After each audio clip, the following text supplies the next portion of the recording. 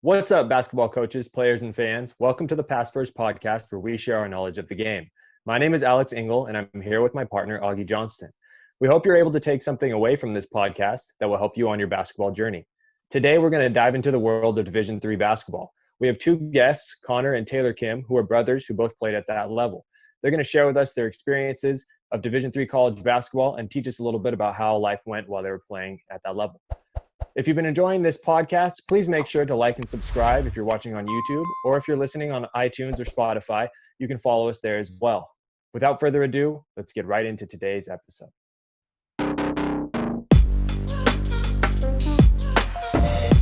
All right, welcome in everybody. Thank you so much for joining us. As we talk today, we're going to be covering everything about Division III basketball. We have Taylor and Connor Kim here.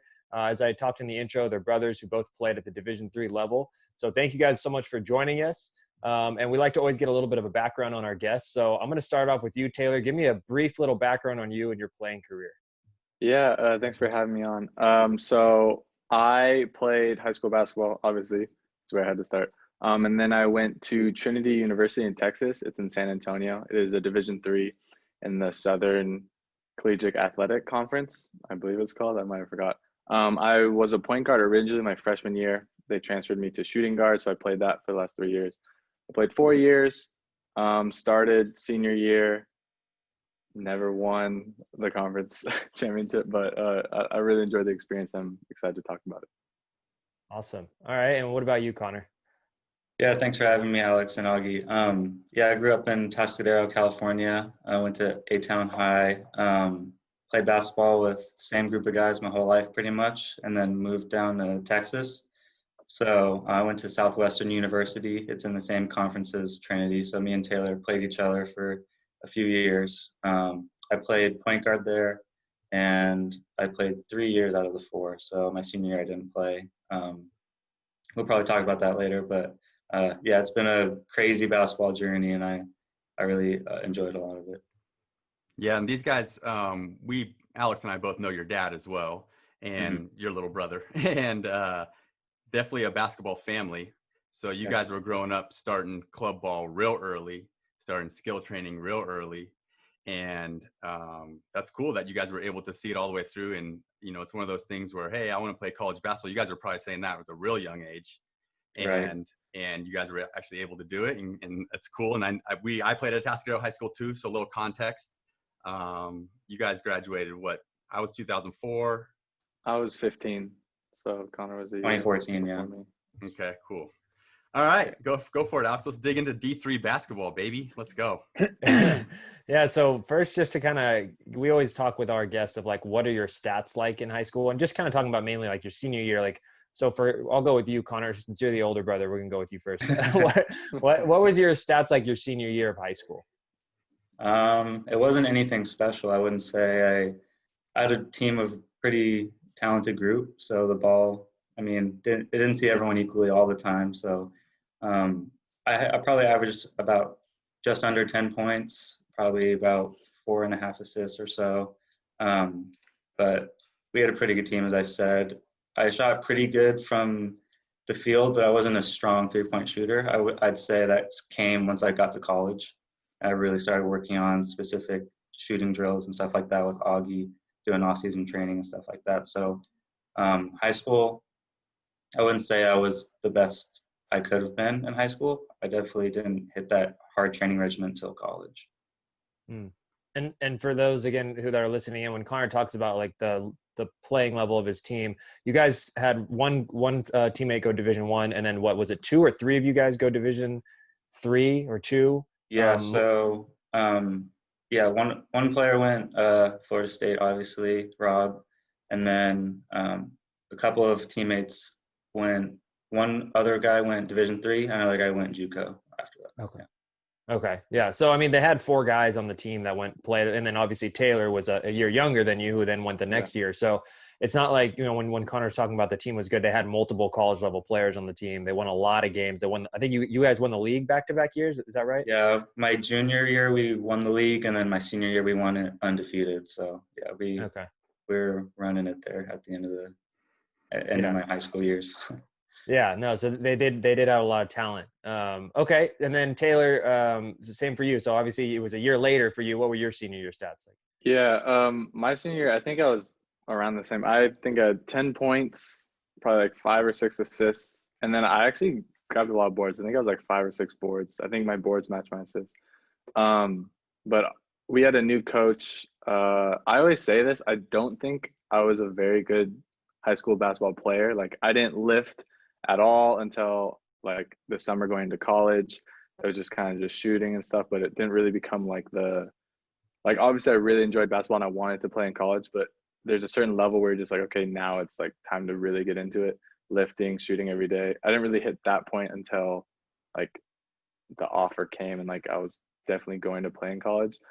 But yeah, just kind of I agree with Connor, just kind of like baseline, like nothing that like jumps off the page, like, 20 points or anything like that. But I think yeah. that's actually pretty normal as far as not getting into the lifting weights and doing all that until later. Because I'm just noticing that with my own team right now. Like they're like my senior class that I coached when I was the freshman coach and they were freshmen, like are now out there like hooping every day, like going hard, hitting the weight room. Like we're actually kind of like tracking their workouts. And I'm like, dang, you guys are doing like a lot.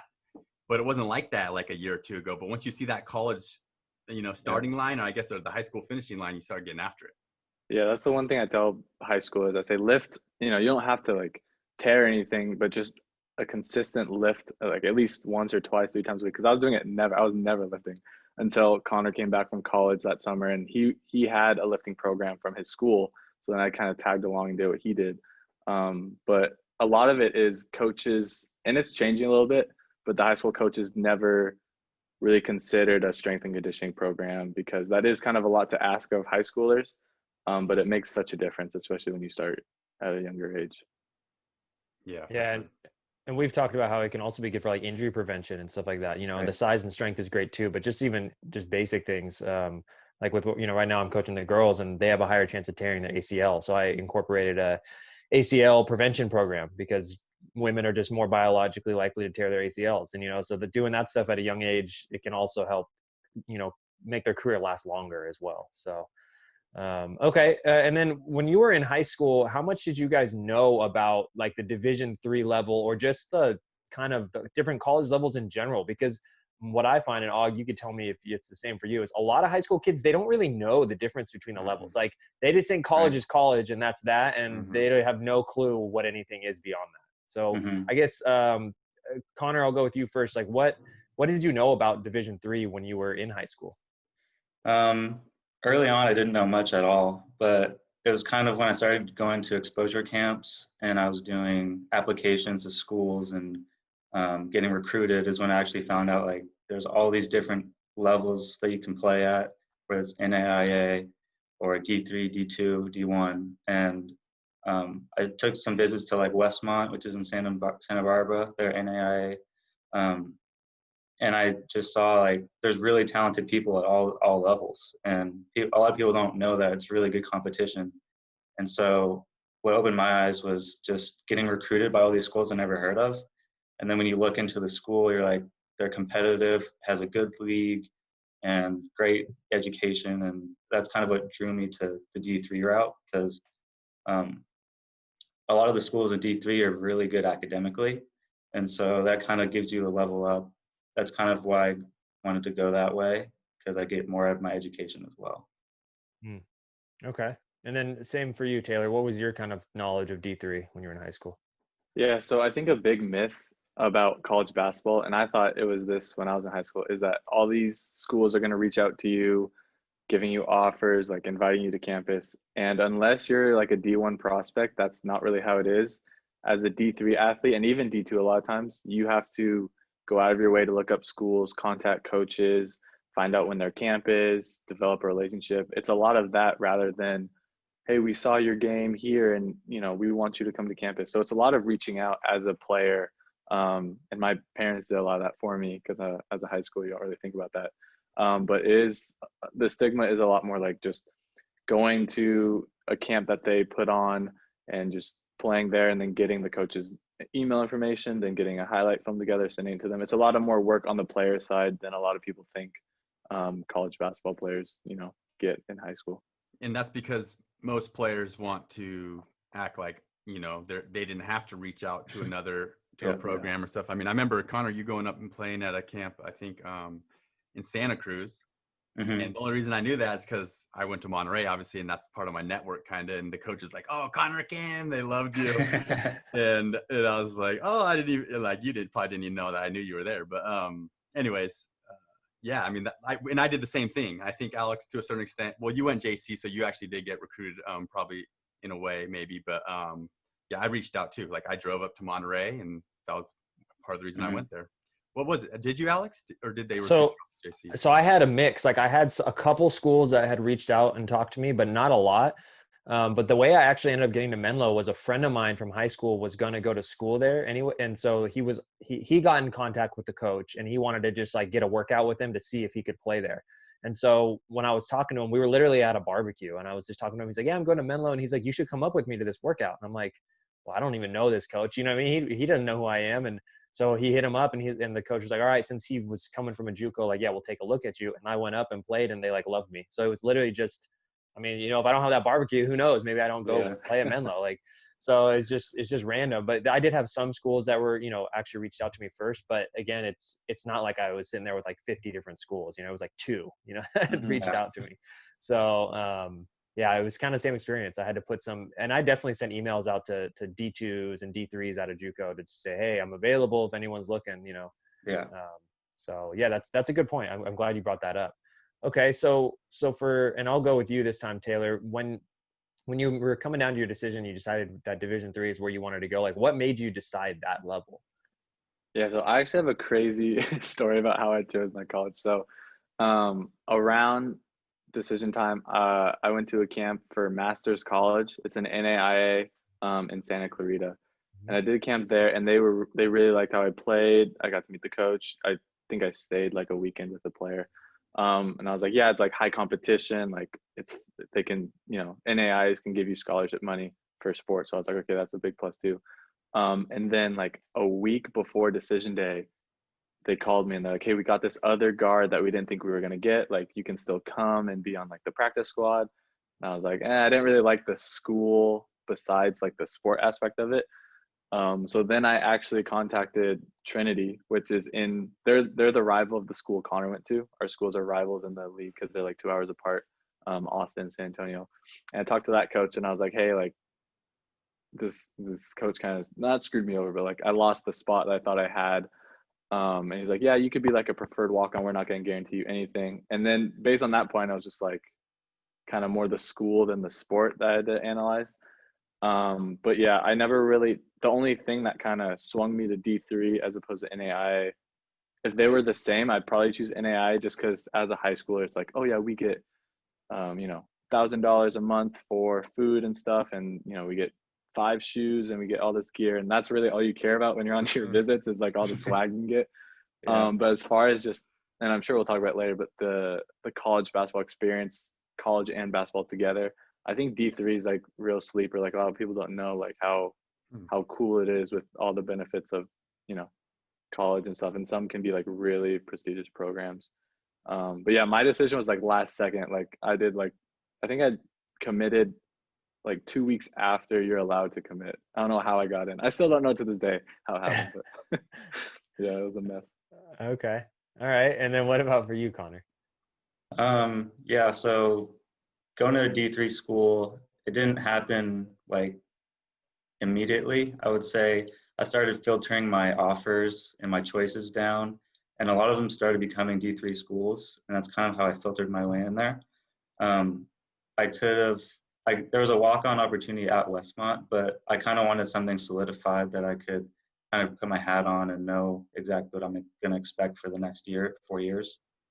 So I started filtering down my choices, and a lot of them were D3 schools, and a lot of them were out of state. So that's when I just started visiting all those campuses, seeing the different cultures, because going to school in Texas is a lot different from going to school in California, and it's a lot different from anywhere else that I've been in the country, kind of. So once I visited Southwestern, and I could visit with the coaches and the teammates there, and had a visit with them, I just really liked the campus. I liked the energy that I had with everybody there. And that was one of the things that I really appreciated, just knowing that you have a group of guys there that you think you'll get along with.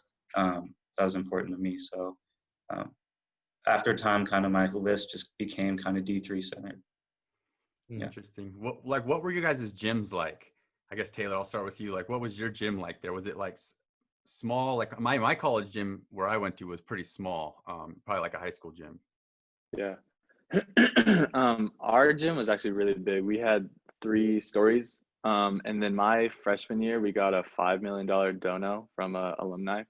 So we got the person who we got a huge strength and conditioning center. I think the person who designed the Warriors did ours. We got monitors, like big flat screens for the gym. So like they really stepped up. Like my senior year, everything was in. So like right my last year, then I had to leave. But I think 40% of our student body was athletes. Baseball won a national championship in my 4 years. Men's and women's soccer were about always #1 in the nation. Women's basketball was like #3 in the nation at one point. Like our school did a lot of focus on sports. Like a lot of the sports were very good. So we had a lot of funding for the rec center and stuff. Nice. What about you, Connor?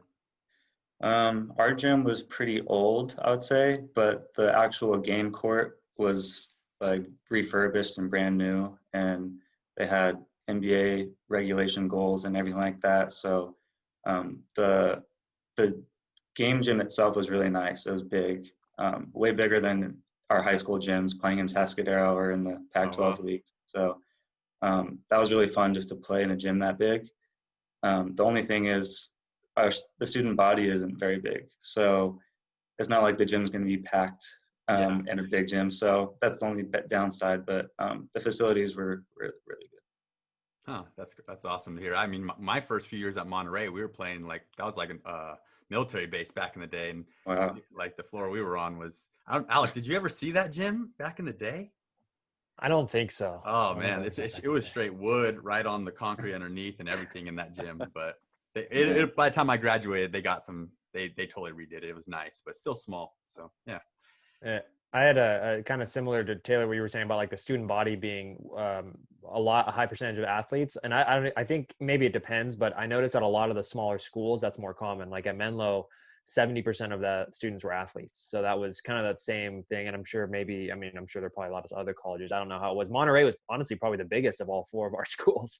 So I don't know how it was for you, Connor, but I think at small colleges in general, there's a higher chance of having 40-50% be athletes, which is really cool because the teams will all go support each other. So like we'd go all watch football, we'd all go watch soccer, and then they'd all come to our games, and we'd pack our gym out. Like most of the games we get pretty packed. So. Yeah, that's what I was gonna say. Along with like Greek life and stuff, like if there's a big volleyball game and it's like they're playing in conference tournament or something, like the whole basketball team will be there, and then they'll like take note, and then for our rivalry game or something, like they'll pack it in. And then there is a lot of organization, like this night is like free t-shirts, and like so there's programs, and they kind of get more people besides the student athletes. But a lot of times like you can look in the stands and they'll be like, okay, there's baseball, there's football, and you just kind of know. Right. One of the only things I want for my high school players is to go and like have a good experience playing college basketball. Like if that's what they're into, like we might have to open that Trinity pipeline up, man, because that sounds like it was a pretty good experience there with some, a good sized gym, nice facilities. Yeah. I think it's typical with the Midwest, even though it's not really the Midwest, but if you think about the Midwest and the Division III schools and stuff across the country, like there are some ones with some super nice facilities, and like it's big time there. It's kind of big time, Yeah, it is. Yeah, I wish I had that experience. My school, I later came to find out that we didn't have a lot of school pride, so a lot of the teams weren't supporting each other. So when we were playing during the season, I would look forward to away games just for that atmosphere, because I missed that from high school. And because you had the best. We had the best fans, man. It was always packed out in our gym in high school. So that's something I was missing at Southwestern. So when I knew there was a team with like big gym, I love the energy in the gym, just how packed it is, all the anticipation. So I would look forward to away games. Those are my favorite games, actually. That's interesting. I never heard that one before, but it makes sense. Yeah. Okay. And then what about, when, again, we kind of going back to your decision, a lot of times guys that are maybe getting D2 NAI, D3 looks, they'll take that route and, sometimes they'll go and they'll say, hey, this is where I want to be. Or sometimes they'll say, okay, let me go JUCO and see if I can maybe get a little bit better offer, or let me see if I can get an athletic scholarship or more of an athletic scholarship or whatever it is. Did you guys ever consider taking that JUCO route? Or was that something that you were like, no, I just want to go to a school where I can be here for 4 years and then have the full college experience? And I'll start with you, Taylor. Yeah, I never really looked at JUCO because although like back in high school I was just like I want to play basketball. In college, like that's all I want to do. I don't care about their programs, I don't care about anything. I just want to play basketball. But it is like, I think for me it was, I want to go to a 4-year university and have the college experience. I had a couple teammates, they came in as juniors from JUCOs and stuff, and they really enjoyed it too, and they fit in well. And I see that a lot with other schools in the conference and stuff. So it's definitely a viable thing that I think a lot of people do. And it's definitely more affordable than just picking a college and going 4 years here just because. But personally, me, I think I wanted to just like get my feet established somewhere and just kind of get through school and basketball altogether. Okay. What about you, Connor? Yeah, I was about the same way. I was kind of focused on getting into a 4-year and kind of establishing myself early at a university and working my way up throughout the years. I didn't really consider JUCO and transferring after that, but I think it's a really good option that a lot of people don't consider. And if I was back in high school now, it might be something I considered even more seriously, just because just the cost of 4 years now is insane. And if you go to a D3, a lot of people might not know this, they don't give you athletic scholarships. So all your scholarship is academic. So if money and scholarships is something that you're worried about, JUCO might be the best option for you. And there's a lot of things to consider that I didn't understand when I was a senior in high school. And my parents had to like give me knowledge on how to make the right decision because there's a lot of factors that play into it. And I think another part when you're looking at that, am I a D2, D3, NAI, whatever guy, or am I going to go try and go JUCO? I think for some people it's like, hey, I could go JUCO, but do I see myself getting a D1 scholarship? Well, if I don't really see that, I mean, if you're trying to be, I guess some people are saying maybe more realistic with yourself, and you're like, hey, I'm probably not going to get a D1 scholarship. Maybe I'll just get a level that I'm already at. Then It might just be worth going to that university and sticking it out and just saying, hey, I'm already got something that's there. I don't want to pass it up for something that's a possibility, because I've also seen where guys that are D3 guys, D2 guys, they go to a JUCO and then they've got 5, 6 D1 guys ahead of them and they don't play much. And then when it comes time, they either lose those offers that they had or they just quit, and they're like, I didn't enjoy my time. I didn't enjoy my experience. So I think there's, you are gambling a little bit. If you already have an offer at a lower level and you're going to say, okay, I'm going to go JUCO, you're betting on yourself that I can either at least get the same thing or a better offer, right? So there's a little bit of a gamble there. Yeah, it's crazy. And I know like a lot of people want to go to JUCO and get that D1 offer. They're hunting that D1 offer, and everyone wants to be like the next Jimmy Butler, coming out of a JUCO, going D1 and getting drafted and everything. And that's a lot of pressure on yourself. And depending on who else is going to that school, you might not get the same opportunities. So it's a really tough decision for a lot of people. Yeah, definitely. Og, were you going to add something? Sorry, I didn't. Nope. No. Okay. Thought you were about to drop some wisdom on us there. But, okay. So, now that you're there, you're playing against teams at the D3 level. Did you guys first off get to play against any teams at different levels, at the D1, D2, or NAI level, or is it pretty much strictly D3 schools you were playing against? And Connor, you can start this one off. Yeah. So I know a lot of schools, a lot of the big schools around Texas, they like to play D3s preseason to just kind of work on their game, work on their strategies and stuff like that. We didn't get a lot of chances to play a lot of the bigger like D1 and D2 schools or NAIA schools, but we got to play a lot of the top teams in Texas in Division III. So we were playing teams like Hardin-Simmons and Mary Hardin-Baylor. They're nationally ranked pretty much every year. And so a lot of our every year we play preseason game against them. And you could kind of see where we match up against them. And those are some of my favorite games because you get to compare yourself against the best players in the country. And it was really competitive and really fun, but we didn't get to play anyone outside of our D3 division when I was there. Southwestern just played TCU on Fox Sports like last year. Yeah. So Oh, really? I think they're branching out more. We played at least one D1 every year. They said we got to pick. They're like, do you want to play Rice, TCU? But every year we would just play UIW, University of Incarnate Word. Mm-hmm. Their D1, they'll play like Cal every year. I forget, they're in the Sun Belt Conference, I think. But we just played them every year. And then we would play for scrimmages. We'd play Air Force.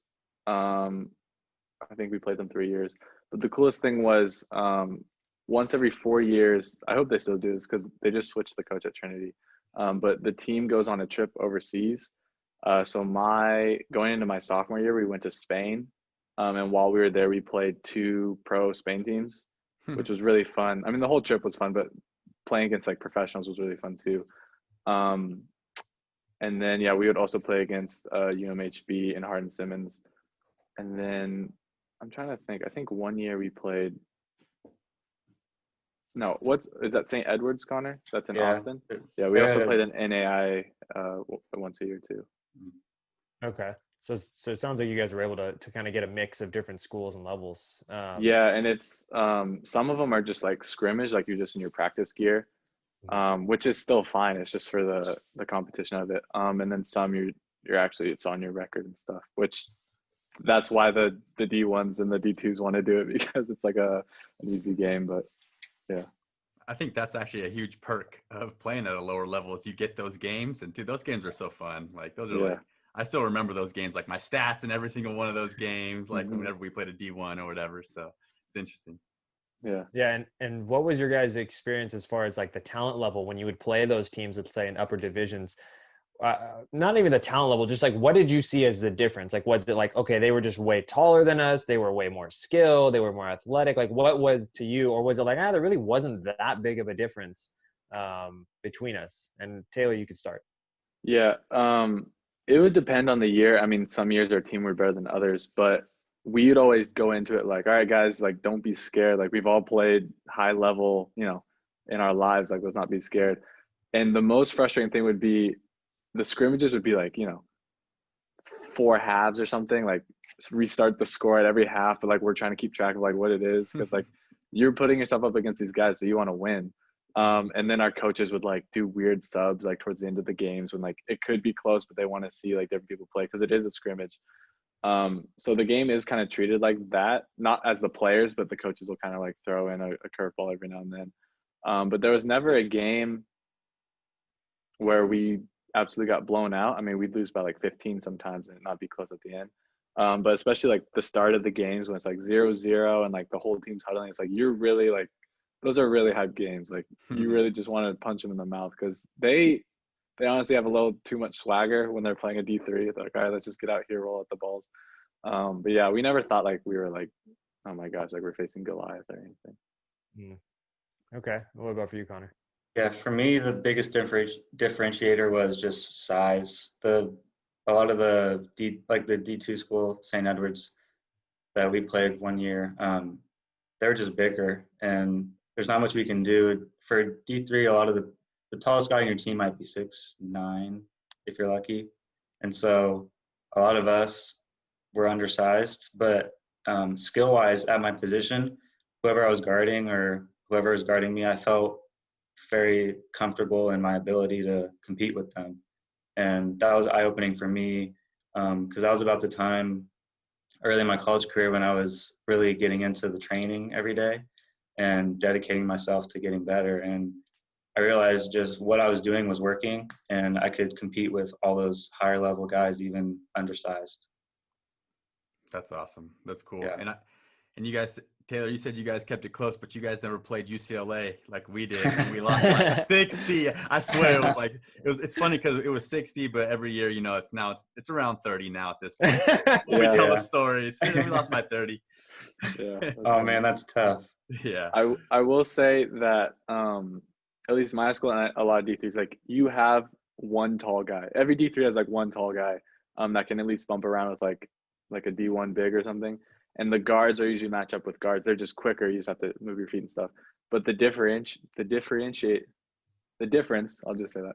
The difference a lot of times between the D1s and the D3s is the forwards, because their forwards will be 6'6" and yours will be 6'3", and they'll be really beefy. So I think the guards kind of match up well. You at least have a big to like rub against the other big. But the forwards is, I think, the biggest difference, because they'll have like a 6'6", like 210 forward who's just driving, bumping everyone else, and you have like your 6'3" forwards because you're D3. So I think that spot is the biggest difference with D1 and D3. Yeah, for sure. Especially if you're talking about size too, because a D1 could have a 5'9" point guard, right? But their two guard could also be 6'6" or 6'7". Yeah. And your two guards like 5'11". So yeah, definitely. Once you start getting into those bigger positions, and like I guess like my take on it is like, okay, my D2 big man was either undersized and super athletic, or he was oversized and under athletic. And then when we play these D1s, like they're oversized and athletic, and that was kind of, there's always like that missing piece that's so true. Yeah. And then also I think the depth too, where like they might have like 2 or 3 guys that are 6'8", 6'10". So they bring out one and it's like, oh, here comes the backup. He's 6'9" with a 40 vert, and it's like, okay. Yeah. And then you've got your one big guy who's dog tired, so it's definitely different. And I know for us, like we started 6'6", both our power forward and center, 6'6", 6'7". So we weren't like small, but we weren't super big either. But when we go play a bit D1, it's like they're running 6'10", 6'9". It's like, okay, obviously it does limit what you can do sometimes when they're playing way above the rim, and our guys are they can play above the rim, but not like that. So yeah, it does make a difference. And that 5'9" point guard that Og was talking about is probably lightning quick, and like handles are crazy, and it makes a difference. But we had the kind of same thing where we would play some D1s, but they were more like Big West schools. Like we played Davis, Pauley, Sac State. I mean, Sac State's not the Big West, but like more California schools. And Davis, we only lost them by 4. But then we played like I said, Pauley, we were close to them in half, but then they ended up beating us by like 30, so it's just like, I've seen it go both ways, where it kind of depends on how you're playing that night and how they're playing, and then how well you guys work together as a team, I feel like is also another major factor. Okay. So what were your in-season workouts like? Like what was practice like on a daily basis? Because I think for a lot of people that don't know much about the D3 level, as you guys said, a lot of people think they kind of like look at it like, oh, it's not as serious, we don't take it as serious, and the athletes don't take it as seriously, but I know that's not the case. So what was like a normal day of practice for you, Connor? Like so preseason we would have 6 a.m. lifting sessions every morning down in the field house. So start your day off at 6 a.m. working out, then you go to class, and then in the afternoon we do open gym. So we're trying to stay sharp and play. And then when season comes around, it's 6 a.m. workouts 2 times a week. Then it's practice every day after class, because everyone's schedule is different. It'd probably be around 3 o'clock. You're practicing for like 2 hours, at around 2.5 hours. Then you're probably icing, you're watching film after that, and then you start the day over again.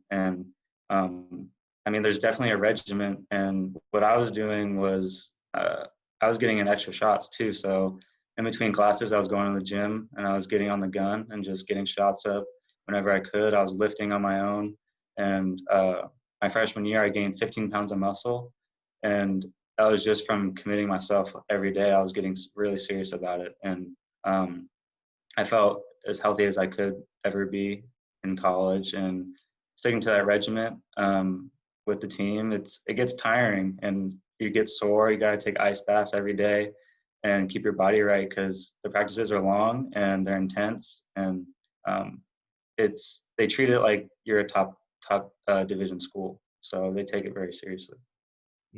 I'm sure that's probably a good feeling. I know for me, like I would love to have that. No matter what you're at, you want them to treat it like it's serious, So exactly. Okay, and what about for you, Taylor? Yeah, my freshman year, I gained 16 pounds of muscle. My off season, it is kind of just, be responsible. You're in college, like get your shots up when you want to. The players will just organize open gyms. My junior and senior year, we got a strength and conditioning coach. So then off season, we were lifting every day. And it's really not, like my freshman and sophomore year, we were doing just like these programs online where you just print a paper and you just kind of do what it says. But then once you get a strength and conditioning coach and he like knows your body, he knows, you know, you're gonna have to lift tomorrow, so let's not do too much of this. That was really helpful. And then once season starts, it's Connor kind of touched on it. It's all about time management. Um, it's not like the D1s where like you have a tutor for your classes. Like if you miss something, they'll, you know, someone in class will just help you out. It's like you're getting up at 6, lifting, eating breakfast, being in class like all day, eat lunch as quick as you can, run over, you know, 2.5 hour practice, maybe a light lift after that. Then you do your homework for the next day before you have to get up at 6. So it's like a huge time management thing. But the practices are like legit practices, not like it's not even like high school where it's just like, all right, let's, you know, do a couple of this and then let's play some pickup. It's like you're breaking out into guards, you break out into bigs. Every guard and big has a different lift. It's like very specific. And then just going over plays and stuff. But yeah, it's definitely a lot. Like I know a lot of freshmen that at least once a year, I think we get a freshman that's just like, hey, this is kind of too much. Like they weren't cutting it in the grades aspect of it, or like it was just like, hey, I have no free time. I want to be in college. So it's not like some easy thing just because it's D3. I would say that's the confusion a lot of people have. Mm, that's good information right there, because I think that's the biggest thing is people think it's just like it's such, oh, it's just D3 whatever, like I'll go do it easily, but they don't realize that the dedication level doesn't change. You know, it's Yeah. the same as any other college level. So okay. And what about just kind of like the day-to-day campus life? Like, did you feel like, you know, obviously at a smaller school, some schools are not, some schools are almost more like commuter schools where you just go to school and you go home? Or was it for you more of like a, hey, I'm involved with the campus, there's a good community, we get to, you know, socialize and do stuff, whether it's athletic events or whatever else? Like, how was that for you, Taylor? Yeah, Trinity, like I said, was awesome with it. They had a really good media program. So like we have media day where we're shooting like flyers for posters that'll be like a rivalry game. Posters will be up on campus. They're really good at like letting people know, hey, this game's a big deal. Like t-shirt cannons, we had Maroon Madness, which is like our midnight madness, where it's like the first practice of the year where we do dunk contests and stuff. And it is a real college atmosphere. Like on game day, like you can tell, like if it's volleyball and they're in the first rounds of playoffs, like things are kind of like picking up in class and stuff, and everyone's excited. So yeah, it's a really cool experience. I'm not sure if other D3s differ because I've heard, you know, some are just like, oh yeah, it's like game day, like put on your suit and tie or whatever. But at least for Trinity, they really make an effort to give you that experience. And it's like, you know, everyone wants to do media day where you're like throwing up a ball and then you get to look at all the pictures. So I mean, it's just really fun. It's something I wouldn't trade. It's like the biggest takeaway of just get to be a college athlete and getting treated like it is like a D1 big deal. Was real fun. Okay. Well, what about for you, Connor? Yeah, my experience was a little bit different than Taylor's. My school, Southwestern, is very education focused. So they always repeat to you, you're a student athlete, student comes first. So it was a lot of focus on education. And then all the athletics was kind of secondary. But besides the basketball and athletic vibes around campus, the only thing was this school is small. It's around 2,000. And so it's barely bigger than Tuscaloosa High School, maybe even smaller. So there's not going to be that huge, it's not going to be that big college feel, but there's still a good college environment where you're walking around campus, you have all your friends, you can get involved in a lot of different things. And that's something that I liked a lot because I still have a lot of close friends to this day from my time at Southwestern. And that's really important to me too. Connor, where did you live when you were there? Did you have an off-campus apartment, dorm room? What did it look like? So I lived on campus all 4 years, and I lived with my teammates. So I had one of my best friends from school. He was on the team, and we would always room together. And so we always had the same schedule, pretty much. So he was in the gym with me most of the days, so we would kind of push each other in that way as well. So we had our own on-campus apartment, which was nice. So I didn't have a car in Texas, so that was helpful for me because I could get everything I needed there, and he had a car, so we would get rides to the grocery store and everything like that. But Nice. it's nice being on campus just kind of on your own. It's like your first breath of independence and kind of figuring stuff out on your own. And friends are really important when you're that far away, all the way in Texas from California. So, yeah. Definitely, yeah. That sounds. I think Connor, you and I had a very similar experience living with my teammates. The school I went to, Monterey, not a party school, not like like that, but still just fun to be with your teammates and working out and getting better at basketball. So yeah. Okay. Yep. All right. And what about like when you guys, let's say, obviously in the off season you're playing open gym. If you were to get into open gyms where, and I don't know if you did, probably you did, but if you get into open gyms where you've got like, a bunch of other college guys in there and maybe from different levels and different areas, did you feel like, and generally everybody kind of knows where everyone's playing at or what level, did you feel like other guys that you were playing with, would they like look at you or treat you differently because they're like, oh, you're a D3 guy? Or did you feel like they gave you that same respect as like, hey, you're a college guy, it doesn't really matter what level you're at? Well, our open gyms were just the team. So we have a group chat. We're like, all right, we're running at like 5 today. We had, what was his name? I forgot. We had this guy, he was a guard at Marquette, and he was in the area working with one of our assistant coaches. So he'd always hop in. He was really cool. But besides that, we weren't really, sometimes like guys from UIW would come, that D1 that we played, but it was mainly like in the team open gyms. Like we weren't really invited out because that's like your time to, especially when there's new freshmen, kind of get a look at them before practice starts and then see your teammates and develop a little chemistry. Even though it's just open gym, there'd be like a lot on the lines. Like we'd have, you set a team for the week, and then you get points based on wins. And then if you're not the top team, then you're running. So they're real fun stuff like that. But we kept it in the team. We weren't really like branching out too much. Okay. What about you, Connor? Well, for open gyms at school, it was just our team playing. But when I would come back home and play open gym here in California, and I would run it back with some of my buddies who hadn't seen me since high school playing, and they'd come back too, and they'd be like, "Wow, you've really changed your game. Like you're playing way different. You're shooting way better." And I appreciated that because looking back on the player I was in high school, it's completely different from who I was in college. And I felt whoever I was playing, because in 3-ball, they would do a lot of alumni games, alumni open gyms. So we played people who played all over the country. And that's kind of a point where you can kind of test how good you are compared to your peers once you guys came back. And I always felt like I was right close to the top in those games. So it's a testament to the skill in D3 as well, because these players in D3 are very skilled and they're very good, and they can. I've always felt they could play at other levels if they wanted to and transfer if they came to that. So, I always felt open gym was a good way to kind of calculate how good you are compared to everybody else. Yeah, one thing I will say is, especially when you're playing open gym, like when you're back home and you're playing, kind of pick up with guys that know how to play and you're kind of hooping, and someone will say like, oh yeah, he played college basketball. At that point, college basketball is like college basketball. There's such a big difference no matter what level you're playing.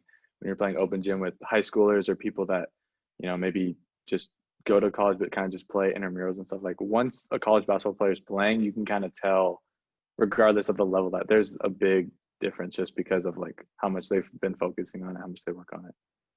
Definitely. And I think part of that is that, if you just go play varsity basketball, great. When you finish playing, you're 18 years old and you kind of stop playing. You might still work out a little bit and go some open gyms, but you're getting 4 more years of just, like you said, 6 a.m. weight room, such a strict diet of basketball for 4 years or however long you play. So by the time you finish, it's just like the same guy that didn't go play in college who, you graduated the same year with is just not on the same level at that point. Yeah. And I know that Augie and Alex, we played on some men's leagues back here when I was home. And when I was out there, I was like, I feel different than every other team we're playing. Like I could do anything I wanted out there, and it was always like, I'm doing this every day, so I should be able to reap the benefits of all this hard work, and that kind of showed there. So it was always fun. Hey, but take it from me, if you don't use it, you lose it. I know that's true.